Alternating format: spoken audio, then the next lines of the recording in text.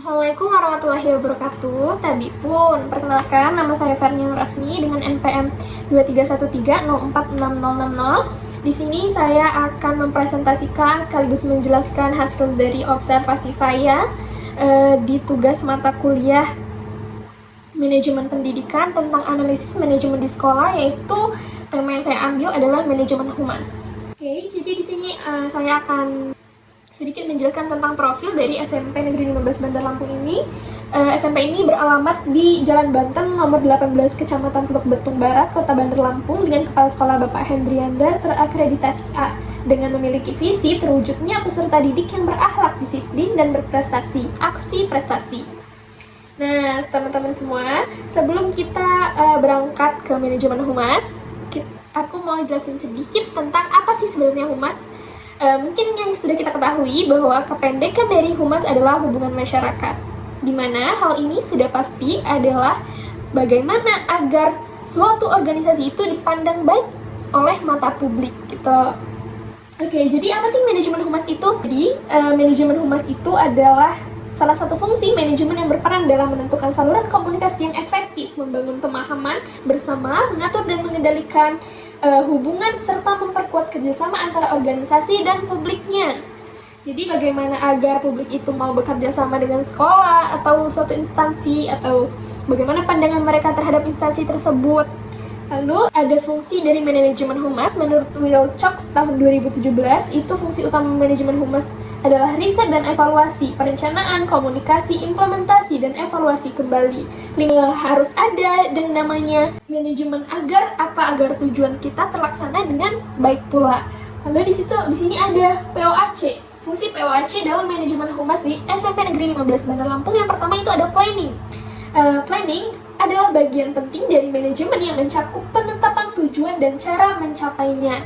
Jadi, kita sebelum melaksanakan sesuatu pasti membuat yang namanya perencanaan agar tujuan tersebut tidak keluar dari yang namanya planning ini gitu. Nah, di sini kan karena humas ini menjunjung tinggi nilai-nilai kebudayaan di SMP Negeri 15 Bandar Lampung, maka humas ini membuat planning yang cukup baik. Dengan apa? Ketika akan melaksanakan proyek-proyek seperti proyek P5 atau pembuatan kerajinan, pembajakan karya. Lalu juga ada pendirian sanggar seandanan, yang dimana ini akan mengantarkan kepada bagaimana humas ini membuat sanggar seandanan ini menjadi nilai-nilai yang baik di mata publik. Lalu yang kedua itu ada organizing atau pengorganisasian, di mana organizing ini adalah proses memastikan sumber daya manusia dan fisik tersedia untuk mencapai tujuan setelah perencanaan. Kalau tadi adalah perencanaan, sekarang adalah bagaimana sumber daya manusia itu bisa digunakan untuk tercapainya tujuan dari perencanaan itu.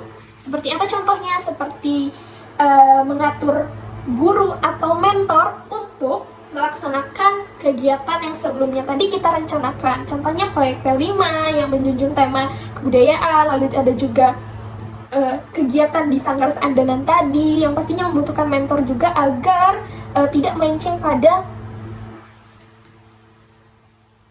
perencanaannya tadi. Nah, yang ketiga itu ada actuating atau pelaksanaan. Nah, di sini adalah titiknya di mana setelah melakukan perencanaan, terus membuat pengorganisasian sumber dayanya, maka actuating atau pelaksanaan ini adalah tugas manajer mengarahkan karyawan untuk mencapai tujuan itu menurut DAHI 2016. Jadi siswa itu membuat kerajinan lampu, terus lalu setiap tanggal 17 itu melaksanakan pembiasaan berbahasa Lampung. Lalu juga ada rutin berlatih di sanggar seandanan tadi dengan menari, berlatih musik. Lalu SMP Negeri 15 Bandar Lampung ini juga membuat kerajinan-kerajinan tapis yang dimana nantinya akan dipamerkan di sudut sekolah. Dimana ini cara humas juga untuk memperkenalkan kepada mata publik bahwa SMP Negeri 15 Bandar Lampung ini menjunjung nilai-nilai kebudayaan gitu. Lalu ada yang namanya controlling.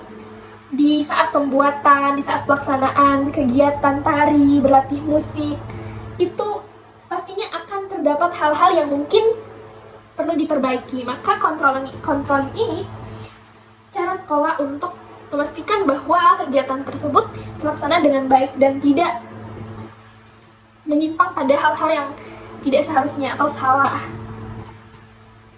Nah, yang terakhir itu ada evaluatif atau evaluasi. Evaluasi bertujuan mengumpulkan informasi tentang pelaksanaan kegiatan, membandingkan hasil dengan standar, dan menilai manfaat yang diperoleh, membandingkan dari perencanaan dengan hasilnya atau outputnya.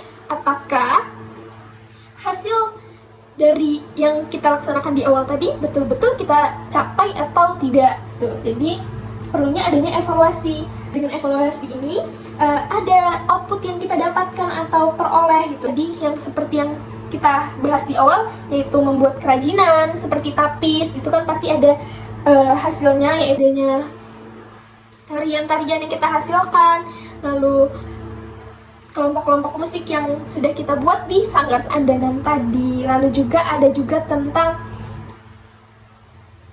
pembuatan mading yang bertemakan kebudayaan, di mana ini setelah dilaksanakan itu hasilnya itu dipamerkan, di mana di sudut-sudut sekolah, contohnya di ruang-ruang tamu, di mana hal itu secara tidak langsung membuat siapapun yang berada di lingkungan sekolah tersebut melihat adanya proyek-proyek yang dihasilkan oleh siswa atau sekolah tersebut.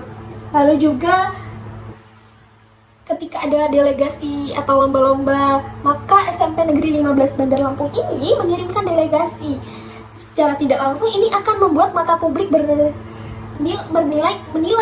positif SMP Negeri 15 Bandar Lampung ini, bahwa SMP Negeri 15 Bandar Lampung ini cukup aktif dalam mengikuti kegiatan-kegiatan di luar sekolah. Lalu juga ada kegiatan pada saat event-event, SMP Negeri 15 Bandar Lampung ini akan memamerkan atau menampilkan hasil karya mereka seperti tarian tadi ini di sosial media mereka. Nah, ini adalah salah satu cara humas untuk membuat citra positif dari SMP Negeri 15 Bandar Lampung ini. Jadi bisa kita lihat bahwa di sini adalah hasil dari latihan-latihan yang sudah dibuat di awal tadi gitu. Lalu juga ada output dari berlatih musik tadi seperti ini. Ini juga adalah salah satu hal yang dihasilkan dari adanya Sanggar Seandanan tadi. Nah, dengan adanya sosial media ini adalah salah satu cara humas bagaimana mereka menampilkan karya-karya dan membuat mata publik itu menilai positif dari SMP Negeri 15 Bandar Lampung ini. Karena apa? Karena SMP Negeri 15 Bandar Lampung ini cukup aktif dalam menampilkan setiap kegiatan-kegiatan mereka di sosial media. Mungkin itulah cara dari dan manajemen humas di SMP Negeri 15 Bandar Lampung, di mana mereka cukup aktif dan cukup menjaga nilai-nilai mereka di mata publik gitu. Jadi mungkin sekian yang bisa saya sampaikan dari manajemen humas di SMP Negeri 15 Bandar Lampung. Kurang dan lebihnya saya mohon maaf. Wassalamualaikum warahmatullahi wabarakatuh.